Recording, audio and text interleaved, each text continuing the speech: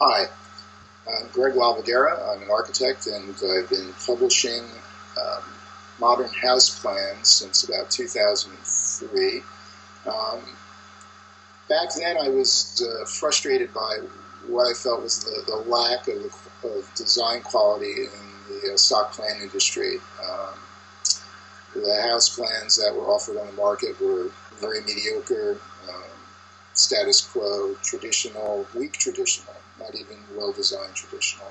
And I encountered a lot of fans of modern design that were frustrated they couldn't find contemporary design in house plans. So I took the initiative to begin designing houses that I thought were suitable to that kind of marketing, and began publishing them on my website. Um, it's been an interesting trip. Many of the houses are being built now all over the country, and I've been able to deliver the kind of design that wasn't previously available through the medium of house plans. Many of my customers are individuals that wouldn't be in a position to hire an architect for a custom design. Custom design, modern houses were traditionally very expensive. Design fees are considerable for doing a custom project, and my customers were able to get an interesting, unique design for a price that was comparable to other house plans on the market.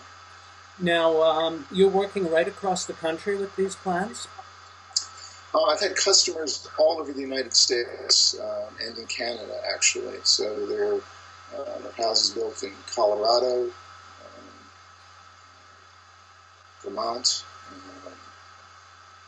North Carolina. In every corner of the country, there's been people. And have they all been, have any of them been straight off the rack, or have you been generally customizing them to suit sites and client needs?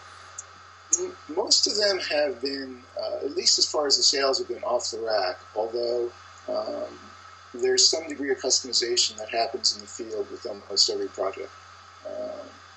Just from people working with the builder, or making decisions themselves, to make small changes. Sometimes the builder just executes the construction slightly different than it was documented. That's sort of the slippery slope for architects. We like to have complete control and have things turn out just as we've designed them. But, yeah, that's always the real problem, that you think, ooh, did I do that, when they've gone and changed that? I certainly had that in the prefab business. Well, I find it very interesting to see how things sort of mutate and variations are created through the process. I'm pleased to see how they turn out, even if it isn't precisely what I've delineated. Do you have any problems? Sometimes there have been problems up here in Canada with the professional associations, that the definition of architecture and the provision of service. Have you had any problems with that? Well, some architects, the knee-jerk reaction is to feel that the marketing of house plans is sort of a betrayal of our profession. But after talking to them about it somewhat, I think in almost every case they've come around to understand why you might want to do that, and can see how it might benefit the profession in a wider sense. The more people that are exposed to better design, the more customers architects are going to find. People that decide, well, I'm going to seek out something that's better than the status quo. So, if anything, it tends to shake more interesting design out of the woods, so to speak. Yeah, well, I've always thought that the architectural profession was completely broken when it came to houses, and I don't know what, I think it's 95% of houses are done without architects, and it shows. And yeah. I always thought this was a real ticket to improve the quality of architecture, and I wish you great success and just hope it goes gangbusters, continues to go gangbusters.